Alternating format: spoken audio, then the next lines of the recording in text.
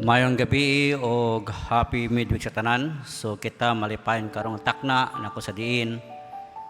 Kita nagkahiusa alang sa pagambahan sa atong buhi nga Ginoo. Karon nga gabi aduna kitay programa midweek prayer nato. Ug nga akong bahin karon mao ang pag-announce sa sequence o sa ato ang mga participants karon nga kagabihon.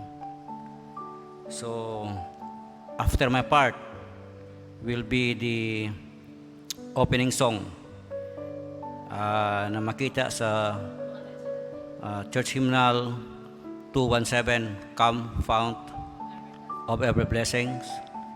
And then, pag-ampuan kini karon sa ato ang magsusulti, Ma'am Maria Linda Duran.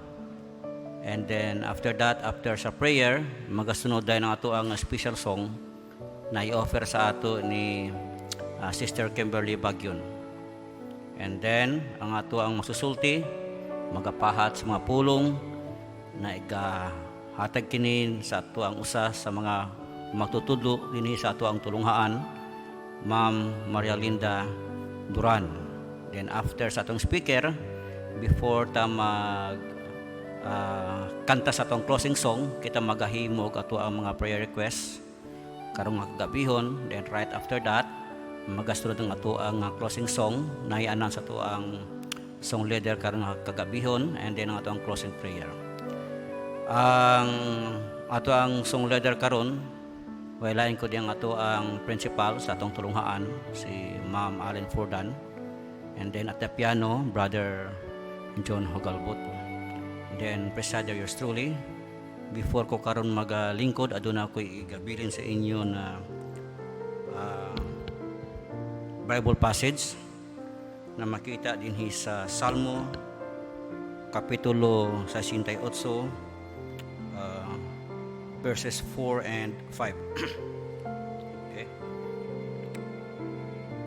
Sing to God, sing praises to His name, extol Him who rides on the clouds by His name Yahweh, and restore before Him, a father of the fatherless, a defender of widows, is God in His holy habitation.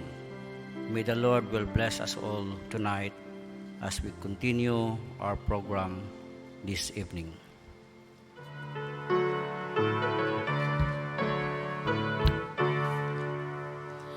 Come the fount of every blessing, tune my heart to sing thy grace. Streams of mercy never ceasing, go for songs of loudest praise.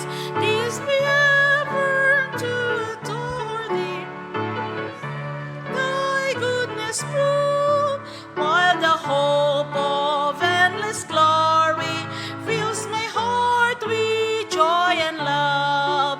Here I raise my Ebenezer, hither by thy help I've come, and I hope by thy good pleasure safely to arrive at home.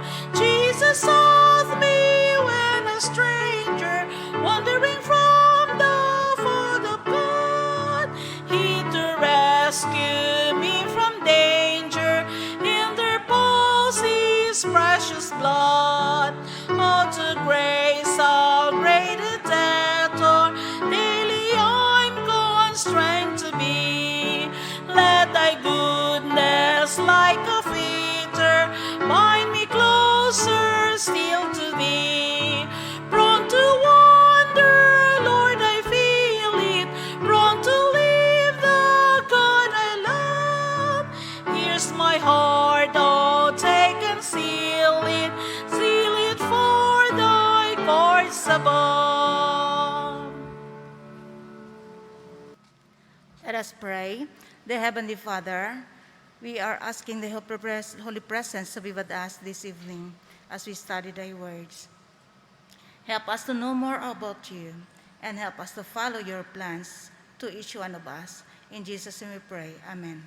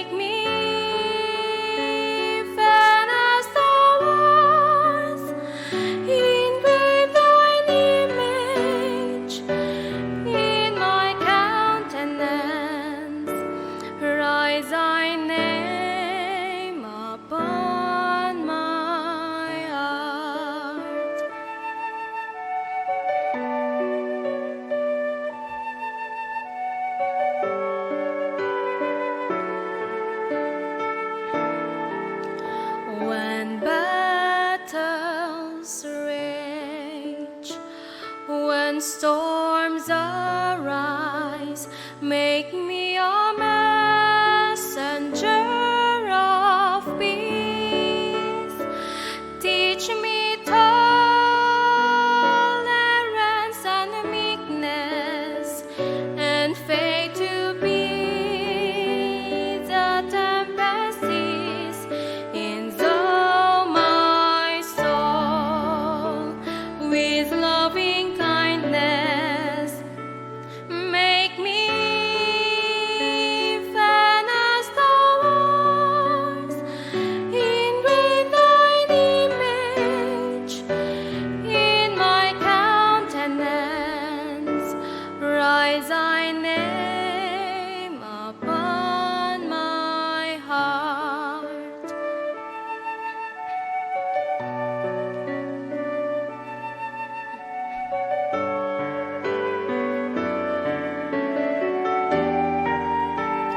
Grant me strength to serve thee well.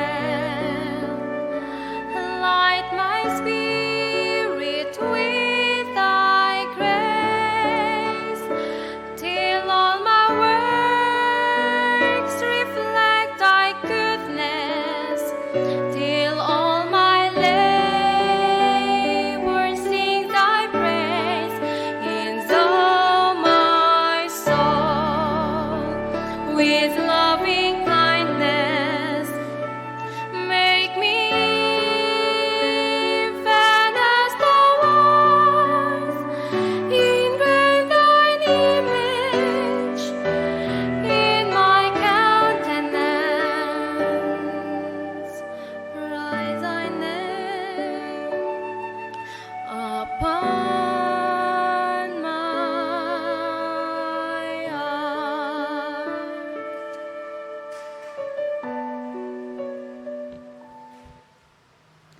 Good evening, everyone. We are so thankful that God kept us safe while we are here, going here inside the church this evening. The topic of my message tonight is entitled, But Now My Eyes Have Seen You. Ang atong focus, espirituhanon, takarong nga kagabihon, nagaingon, we can trust God even when things go wrong.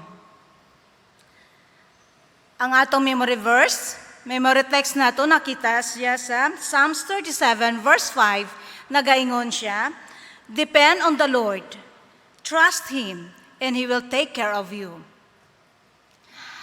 Siguro mga kaigsunan, nakasalamuha man kita siguro sa mga kabataan, most especially sa mga 2-year-old, no?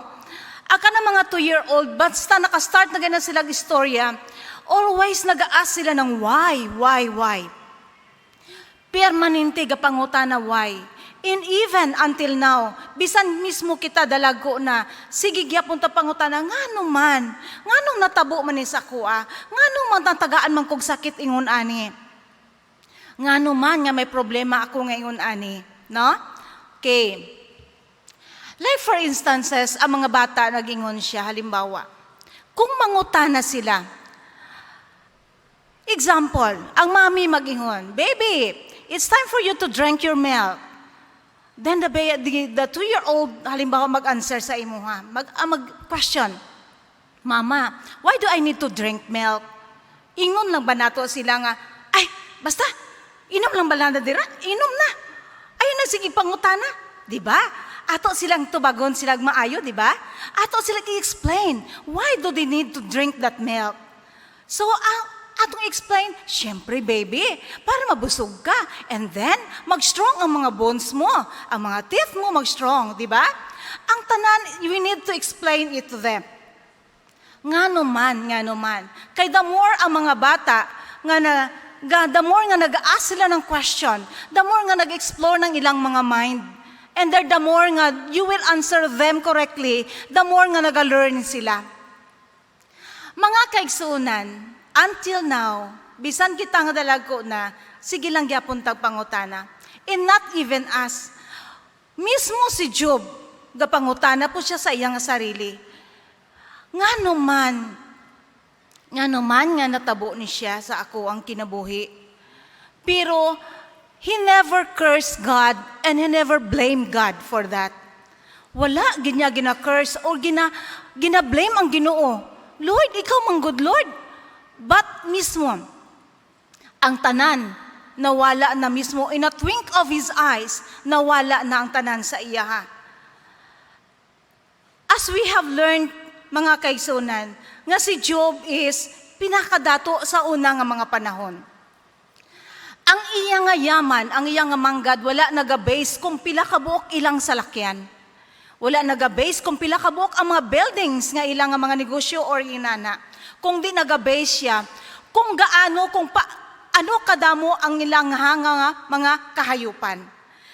Mauna siya mga kaigsunan. So, wala lang unta to sa iya nga ang mga pagsulay nga gihatag sa iya nga gi-allowed sang Ginoo. Gi-allowed pod, no? So mga kaigsunan, kita siguro na mga problems, mga trials nag-abot sa atong kinabuhi. Hindi na mismo ang Ginoo naghatag sa ato sa mga trials, mga inana. Mismo si Satan naghatag anak mismo. Pero only God allows sometimes, siguro para makuan po kita nga, makarealize po ta nga, uy, di na maayo, no? Okay, uy, numurag naglahi ka na og dalan. Oh, sige no?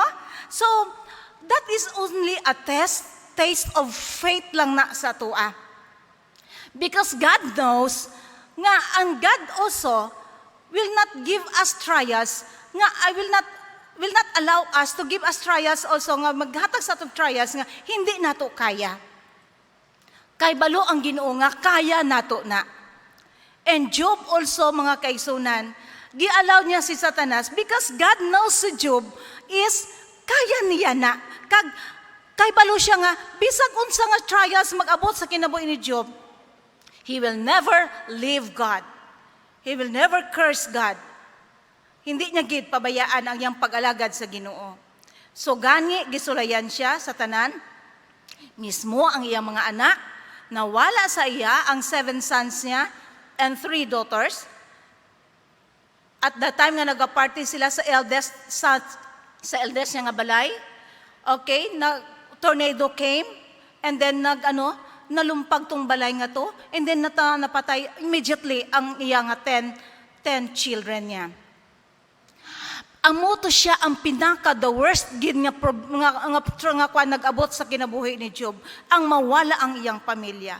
And at that time, pero mismo hindi gid curse niya ang Ginoo. Pero at that time, nagbalik na po si Satanas kay God. Nakita mo ba ang akong alaga dira? Samtang ikaw nagasuroy-suroy? Oo, makita ko. Pero sila niya, wala, blameless gida, siling sa Ginoo, blameless si Job gyud, no? Blameless. Pero siya nga, oo, pero kung tagaan ko na siya sakit, kay balogi ko, i-curse ka gid niya. Pero ang Ginoo kay balo, and he allowed Satan, basta, hindi mo lang kuhaon ang iyang kinabuhi.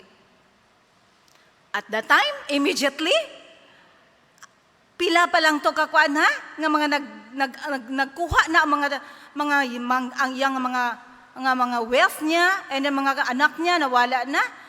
Mismo naghatag na po og sakit sa iya, and that is not only a simple and ordinary nga sakit, kundi is a leprosy. Was a leprosy. Leprosy, as we have learned, nga walay doktor makaayo anang panahona. Only God can heal it. And you know what? Ginakwa niya na ang iya nga mga samad niya. Tanan from head to foot na nga mga samad naa sa iya Ni mismo sa paghigda niya, hindi siya makahigda. Mismo sa paglingkod niya, ni hindi siya makalingkod tungod sa kangulngol, kakatol siguro. Then, unsa pa kabalota nga ang sa ginakalot niya? Kaning broken pottery, kanang buak nga pagkaang. Mauna siyang ginakalot niya tungod sa kakatol, kagkangulngol sang iyang nga ginabati sa iyang mga samad. Pero kita gani, no? Di ba? Wala na si Job ato. Kuskusin na to sang kaang. Pero kita pag may allergy gani, siyempre, ana dayon ta. Kaluton gani, kaluton gid nga ingon ani. Oy, dili pagkaluton ingon ana kay kuan, kay makasamad ang kukuta, magkuan gina siya, mag-agi gina siya. So ingon ani lang gina siya, ingon ani lang, no? Ingon ani lang gid. So, amo na siya usahay ang mga advice sa to Do kumbaga ba sa na joke way, pang mayaman. Pag ang mayaman daw kuno magkuskus daw, magkalot daw, ana lang, pinaana lang daw.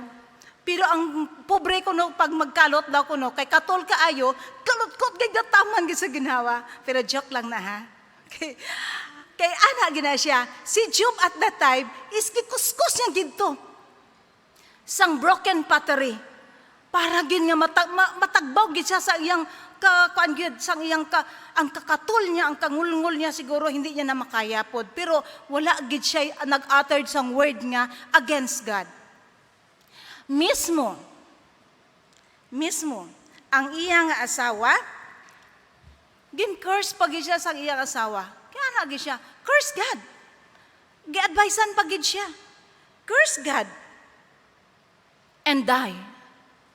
Siguro, kabay pa nga dili na mag-abot sa atong kinabuhi, no? Nga ang atong mga partners sa atong mga kinabuhi, pag once magsakit, tapos, alagad lang gyapon sa Ginoo, tapos advice na natog di mao. I hope lang nga kita tanan is naga-support kita kung whatever. Sometimes ang akong bana gani kung gisa magsakit siya, syempre, how many times siya natake siya sa iyang heart niya, then sometimes makaingon siya, nga no manino, nga ingon ani man siya, nga tagahan makog sakit nga, ingon ani, makapangutana siya.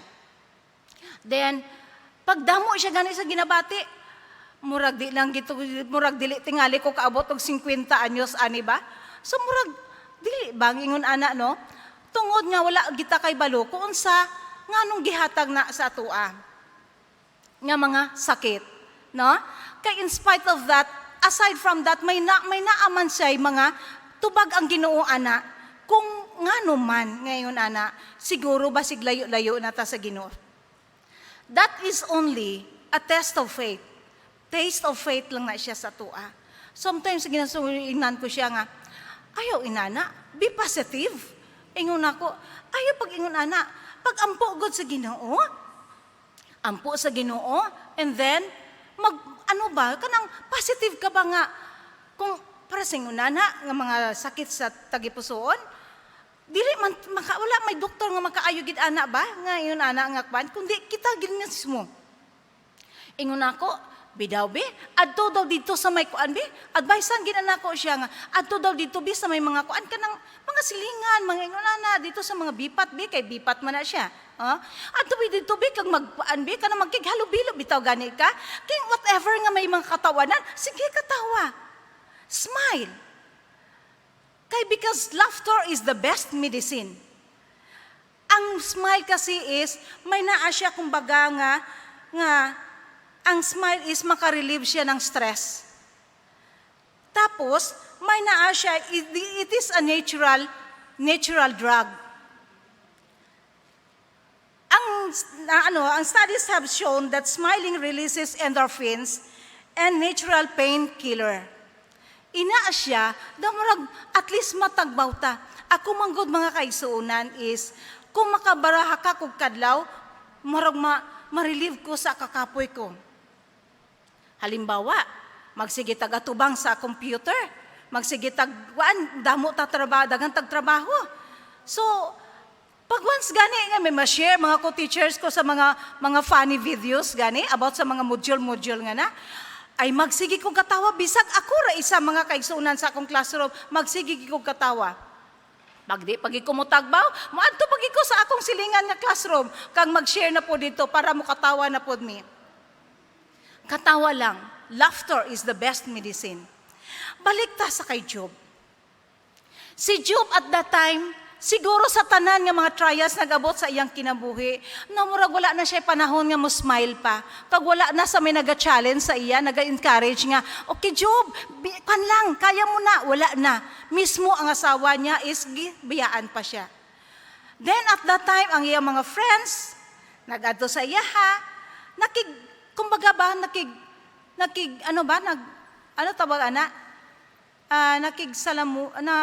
nakiramay, kumbaga. Nakiramay. Sa una, di ginila nakilala si Job. Kung asa man si Job, wala ginila nakilala si Job, nga unsa nang itsura ni Job. Pero, at that time, sila, then, gihulat ginila si Job. Kung paano nga ba, within 7 days nila nga puyo dito, nga nagapungko sila, nagalingkod sila sa tubang ni Job. Gahulat sila kung ano ang ma-utter ni Job, nga mga istorya, but Job did not utter the words. Wala gi siya naka-utter ng mga words na yan. Dito niya na-realize within that 7 days nga, ang mga friends niya, nakiramay sa iyaha. Mismo si Job, nakapamangutan na siya sa iyang sarili. Nga nung gibata pa man ko, no? Nga nung nag-abot man ni sa ko, nga kinabuhi.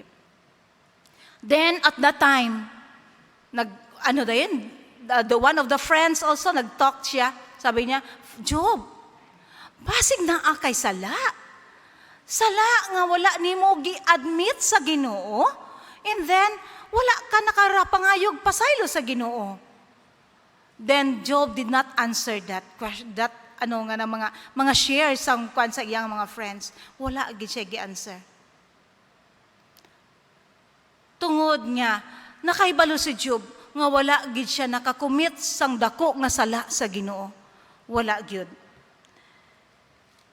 But, there are a lot of mga questions, mga kwan sa iyang mga friends. Pero si Job, wala. Wala gyud nakadungog iyang mga friends nga gin-curse gid ni Job ang iyang Ginoo. Wala niya gi-blame ang iyang Ginoo. But God interrupted with a whirlwind. Umabot siya sa pamagitan sa isang whirlwind or storm. Then wala siya nakig-interrupt para mag-answer sang question. Kung di, o mag-explain. Kung di, nagnguta na siya. Who do you think you are?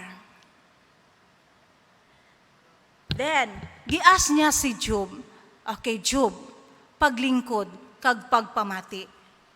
Asa ka sa gibuhat ko ang ining kalibutan? Naintindihan ba nimo? Kay balo ko, naintindihan nimo. Kag kay balo ka, paano ko gintaker ining kalibutan?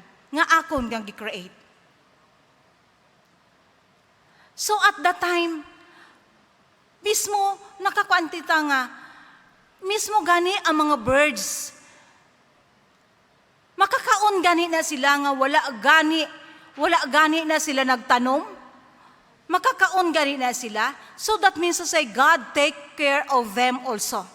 How much more nga kita, very special creation of God. So mga kaigsuunan, kay balo si Job at that time, nga mismo bisan pa nga anong natabo sa iya, anong nga mga trials nag-abot sa iyang kinabuhi, but still God was with him also. Naagihapon ang Ginoo sa iya. And then, so nag-ingon ang Ginoo, my universe shows my character. You want to find me? Gusto mo ako makita? Tungod nga ginwish ni Job at that time nga ginawish ko nga kung paano ako gibantayan sa Ginoo sa una, kung paano niya ko gipanalanginan, ginawish ko na siya. So mauna siyang tubag nga, you want to find me? Kaya hindi niya na nakita daw ang Ginoo. Naara ang Ginoo sa atong mga tupad. Only ang pagpanawag ra nato sa iya ang kulang. So Job was overwhelmed. Nalipay gid si Job pagkadungog sang tingog sa Ginoo. Lord, I have heard you before, and now I have seen you. Not literal nga nakita niya personal, pero nakita niya na kung gaano kahalaga siya sa Ginoo. Kung gaano siya gitaker sa Ginoo, sa pamamagitan sa kung unsay naa diri sa kalibutan, kung paano niya gitaker. Nakita niya ang pagmahal sa Ginoo sa tanan sa atoa. So, God did not explain to Job while all these bad things happened to him, because it would be of help. It wouldn't be of help. Instead, God showed Job what he really needed to know. God himself, his goodness, all his life. Job just heard about God, but now he had seen him, and Job did not have any more questions. What he had seen was more than the answers he wanted and what he had hoped for. He had seen God. So gani at the time, giayo sa Ginoo si Job, and at the time, ang three friends, nagingon ang Ginoo, kuha kamo sang isa ka mga halad, nga ihalad sa altar as a sacrifice. At the time, ang tatlo ka friends, nagdali-dali-dala sa mga lamb or mga sheep o gi-offer sa altar at the time.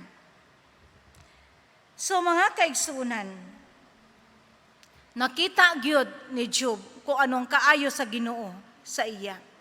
Amuman sa ato, mga kaigsunan. Aton pog ikanon nga, yung ang ginaingon ba nga count the blessings, hindi lang nga siling nga katong mga kuan lang ang nakuha nato, pero wala nato gina-count ang mga blessings nga kuan nga nag-abot sa atong kinabuhi. So we will also count that blessings that comes to us. Kag hindi lang nga negative lang ang nakita nato, kundi all of the positive. So mga kaigsunan, si Job gin-multiply pa, gin-times 2 pa ang iya nga blessings. Kung ano siya kayaman sadto, karon nagdubli pa. Kung ano kadagan ang iyang mga anak sadto, karon nagdubli-dubli pa. Hangtod nga nagdaghan pa, hangtod nakita niya pa ang iyang mga grandchildren niya. Sa panahon karon mga kaisunan sa pandemic, siguro daghan ang nawalaan og trabaho. Daghan ang nagstay labay lang sa balay nila nga walay trabaho at that time sa lockdown. Siyempre, nagkuan gid ang atong mga ekonomiya, di ba? Ang atong mga financial nato nga mga kinahanglanon, murag nagkuan gyud, nagubos gyud. Pero at that time nga ingon ato nga mga trials nga mga pandemic nga nag-abot nga ni, pero wala gyapon ta gipabayaan sa Ginoo. Iya gyapon ta gisuplayan. At the time gani sang summer lockdown. Tapos hunahuna namo, wala gid mi sweldo, only allowance. Makaingon gid mo no, unsa kaya tani no? Mabuhi ka tani no? Pero nakaibalo gid ang Ginoo. Kag nakaibalo gid ta, kami mismo nag-ingon kami, hindi gid ta pabayaan sa Ginoo because this is God's school. Eskwelahan ni sa Ginoo.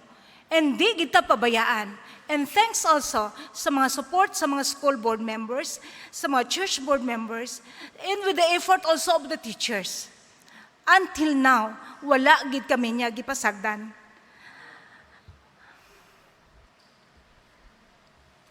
I hope, brothers and sisters in Christ, that in every trials, problems that comes to us, we still be thankful to God and remain faithful to Him, because we know that this is just only a taste of faith.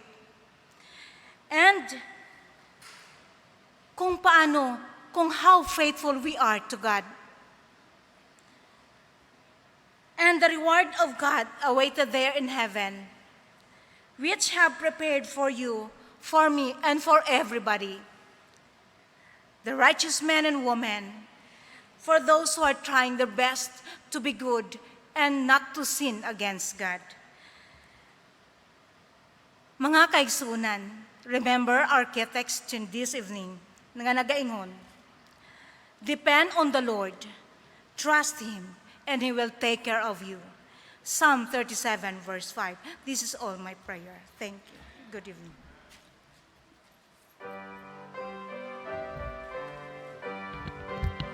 Adventist Hymn 251, Rescue the Perishing.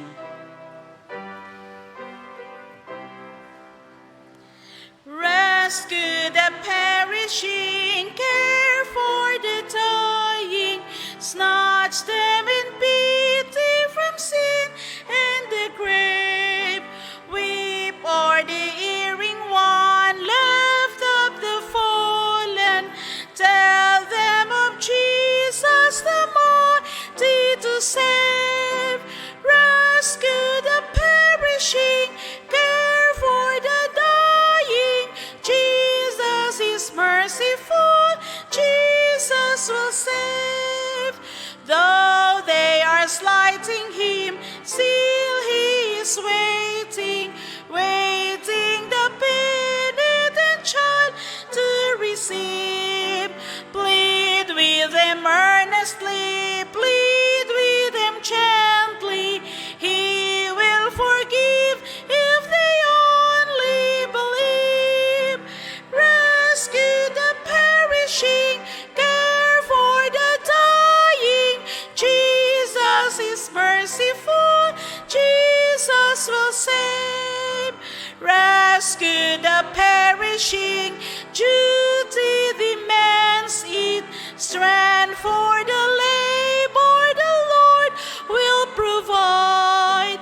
Back to the narrow way, patiently wend them, tell the poor wanderer Savior has died. Rescue the perishing, care for the dying, Jesus is merciful, Jesus will save.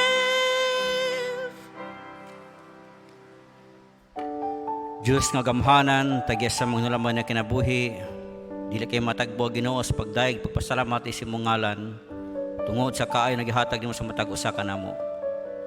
Daghang salamat Ginoo sa mensahe na among nadunggan karon nga takna. Na ako nagahinaot na katon nga mga pulong, mahipatik sa amo ang tagipusoon, na ako sa diin kato siya ang magamit sa pagtubong sa partarong diha kanimo na kami magabaton o dakong pagsalig diha sa imong ngalan. Og sa karon nga Ginoo ako naghanyo diha kanimo, samtang kami magpamauli sa mua na kandaiyan destinasyon, ako naghanyo nga ikaw magahatag ng proteksyon, ilagay kami sa mga disgrasya katalagman. Ginoo, daghang salamat sa pagtubag sa akong pag-ampo, daghang salamat sa pagpasaylo sa among kasalanan, dahil mo sa imong ngalan, sa ngalan ni Ginoong Hesus, ang bugtong na manluluwas. Amen.